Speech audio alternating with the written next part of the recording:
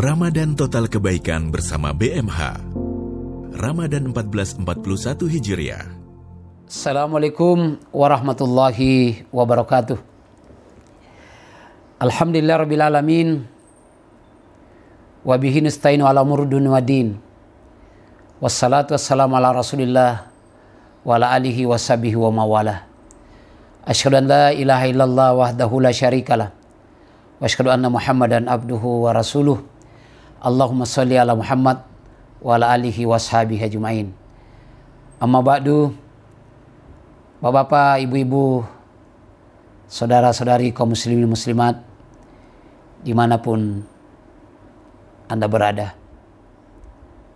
Alhamdulillah, kita bersyukur kepada Allah Subhanahu wa Ta'ala karena hingga saat ini tetap diberikan kesempatan dan peluang untuk menjadi mukmin sejati, menjadi orang yang beriman, melaksanakan puasa, mencapai takwa, tentu ingin menyempurnakan keislamannya dengan menunaikan zakat.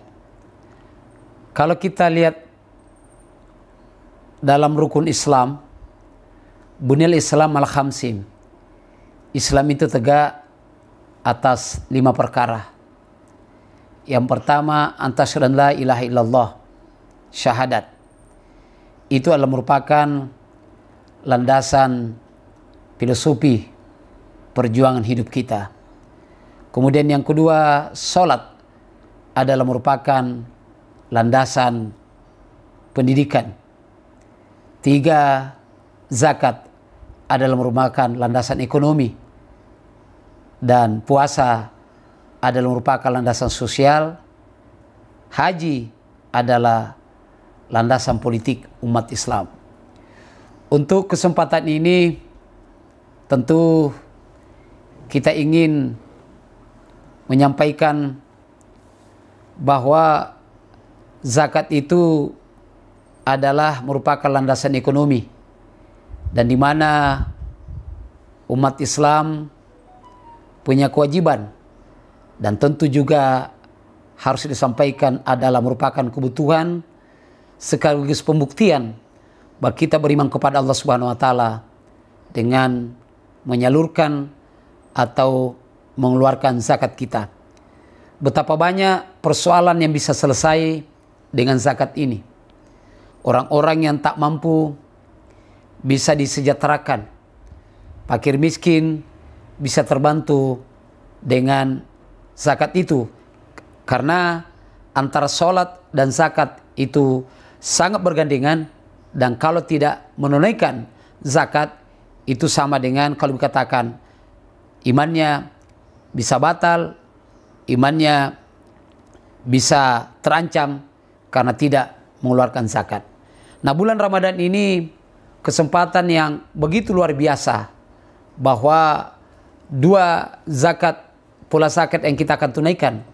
Yang pertama adalah zakat mal, zakat harta, dan yang kedua adalah zakat fitrah, di mana akan ditunaikan sebelum bulan Ramadan, sebelum khatib naik mimbar, dan itu yang diterima. Dan kalau zakat fitrah dikeluarkan setelah khatib turun mimbar, itu sama dengan sedekah biasa saja. Kita kembali kepada zakat. Bahwa zakat yang pertama adalah hal yang utama pada zakat itu adalah dia adalah merupakan penggambaran daripada kesempurnaan iman seseorang. Karena zakat itu adalah perintah Allah Subhanahu wa Ta'ala. Di mana-mana negara Islam yang banyak mengelola zakat dengan baik, insya Allah di daerah itu tidak akan terjadi keresahan sosial, kecemburuan sosial, termasuk diantaranya adalah tingkat ketenangan, kerjasama antara masyarakat, umat Islam pada umumnya akan berjalan dengan baik. Nah, oleh karena itu, ketika kita menunaikan zakat dengan baik, insya Allah itu menggambarkan bahwa iman kita begitu luar biasa pada diri kita. Kemudian yang kedua, bahwa Kalau kita menunaikan zakat ini, jelas oleh Allah Subhanahu wa taala dijamin mereka akan masuk surga. Pasti itu.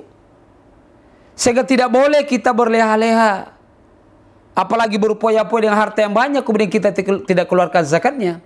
Tapi bagaimana kita berupaya mendapatkan nilai surga dari Allah Subhanahu wa taala dengan mengeluarkan zakat sendiri. Nah, kesempatan begitu luar biasa pada bulan Ramadan, di mana iman kita mengalami pendakian, ibadah kita juga begitu luar biasa, moral kita juga tercipta terbangun sebagaimana mestinya, maka orang dengan mudah untuk mengeluarkan zakatnya. Kemudian yang ketiga, bahwa orang yang mengeluarkan zakat, insya Allah mereka akan mendapatkan ampunan dari Allah Subhanahu wa taala. Siapa sih di antara kita yang tidak mendapatkan ampunan itu? Karena dengan ampunan itu banyak jaminan-jaminan Allah. Ya, istaghfir rabbakum innahu kana ghaffara yursilis sama alaikum midrara wa yumditkum amwal wa banin wa ja'alakum jannatin wa ja'alakum anhar. Itu jelas dijamin bahwa dengan diampuni dosa kita oleh Allah Subhanahu wa taala, di samping dia mengeluarkan zakat, kemudian kita juga betul istighfar kepada Allah, maka Allah akan menurunkan hujan dari langit yang menyejukkan tenggorokan kita. Kemudian yang kedua, Allah Subhanahu wa taala akan menambah harta kita, menambah keturunan kita, termasuk Allah akan memberikan taman-taman surga, dan Allah Subhanahu wa taala akan memberikan sungai-sungai. Kemudian yang keempat, bahwa dengan zakat insya Allah akan mendapatkan petunjuk dari Allah Subhanahu wa taala. Nah, kita dalam hidup ini jelas pasti bahwa kita sangat merindukan apa yang disebut dengan petunjuk atau hidayah itu. Kan sederhana sekali, kalau kita punya kemampuan untuk berzakat, ya tunaikanlah zakat untuk mendapatkan petunjuk dari Allah Subhanahu wa taala. Dan yang terakhir, insya Allah dengan zakat yang kita tunaikan, insya Allah maka Allah Subhanahu wa taala akan menambah harta kita. Tidak ada orang yang berkurang hartanya disebabkan oleh karena mengeluarkan zakatnya. Justru dia mengeluarkan zakat, yang pertama adalah tentu untuk membersihkan harta kita, kemudian yang kedua adalah memberkahi harta yang tinggal. Bijaksana rasanya kalau para jamaah insya Allah menyempurnakan keislaman kita pada bulan Ramadan atau puasa Ramadan dengan menyalurkan zakatnya melalui Baitul Mal Hidayatullah Kepulauan Riau. Kiranya untuk menjadi perhatian, insya Allah, karena umat ini perlu dikelola dengan baik, maka zakatnya juga harus dikelola dengan baik.